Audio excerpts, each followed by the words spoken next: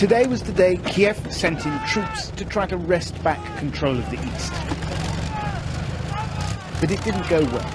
Crowds of angry locals surrounded the soldiers and their armoured vehicles. A warning shot fired into the air failed to disperse the protesters just outside the town of Kramatorsk.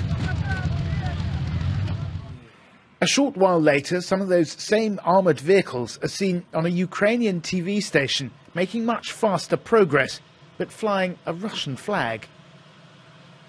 What happened? Were they captured, or did the soldiers defect? If soldiers are defecting, that could be a game changer, a massive boost for the separatist movement. But if they surrendered, on the other hand, what does that say about Kiev's ability to reassert its authority in the region using military means? In nearby Sloviansk, we found some of the missing armoured vehicles, now in the hands of pro-Russian militiamen. We were told not to film the government soldiers who were from a paratroop regiment based in central Ukraine. While a colleague tried to film surreptitiously, I spoke to some of the government soldiers.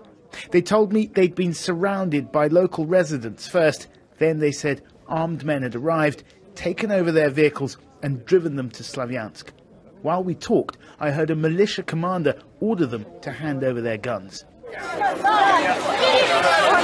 the Ukrainian soldiers have been put in those buses behind us and they're being bussed away. They've had their weapons taken away from them and effectively surrendered. But the excited and sometimes angry crowd believed something very different. They refused to shoot on us. Some have come over to our side. They volunteered to join our forces. The rest have been given some food and money and are going home. Outside Kramatorsk, we found the remaining government soldiers still blockaded in by local residents, unable to advance.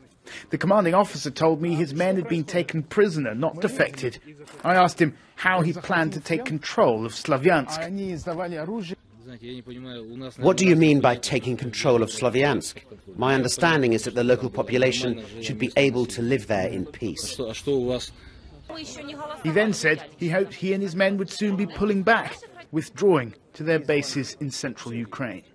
Well, the locals here are telling us that this morning, when they heard about this main group of armoured vehicles rumbling into town, they came out immediately and stopped them in their tracks. Now, these soldiers clearly haven't been captured, safety in numbers perhaps, but the commanders just told me they're about to withdraw.